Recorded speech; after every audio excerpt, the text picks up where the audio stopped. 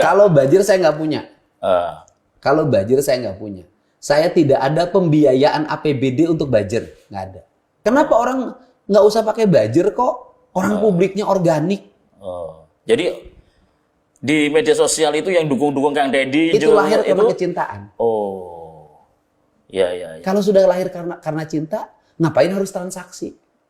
Lembur Pakuan itu katanya banyak orang yang akhirnya datang tapi nggak bisa pulang. Loh, bukan. Itu ceritanya begitu ya? Bukan Ada begitu. Jadi gini, ada rombongan lembur orang yang datang, tiba-tiba 20 orang ngaku nggak punya ongkos. Oh, nggak punya ongkos untuk pulang. Untuk pulang. Orang itu nggak ada tujuannya. Kan yang datang ke saya itu satu, misalnya ada masalah hukum. Yeah. Saya siapin pengacara. Dua, ada problem kesehatan misalnya. Kemarin ada ke saya lahiran anaknya dan anaknya harus di ruang ICU ya. Di ruang ICU istilahnya. Atau ruang untuk nyimpen bayi itu yang lahirin itu apa istilahnya. NICU harus 80 juta bayar. Nah itu kan saya harus selesaikan problem itu. Ada orang misalnya yang ada sengketa tanah.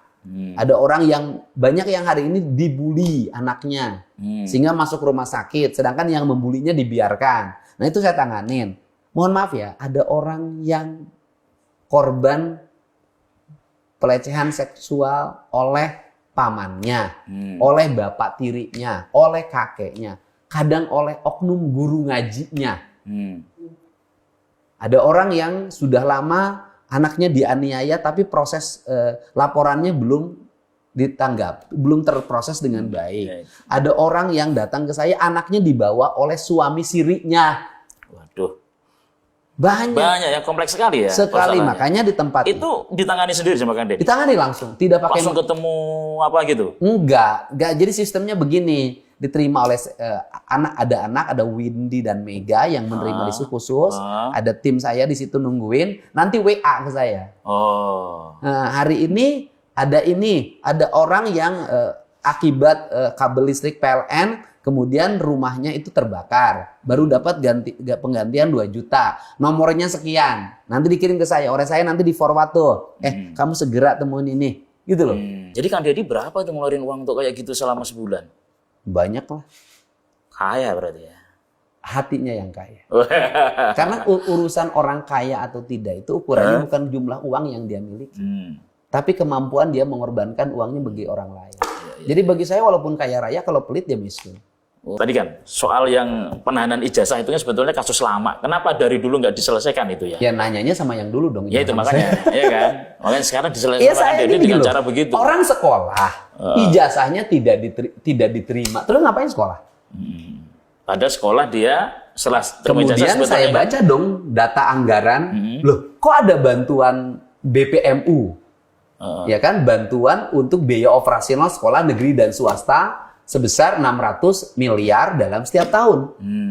Loh, kok ada bantuan 600 miliar, kok ijazah ditahan sih? Ini 600 miliar itu udah dari dulu ada bantuannya? Udah digelontorin sebetulnya? Oh, oke. Artinya bahwa pemberian uang yang 600 miliar itu tidak dirasakan oleh siswa.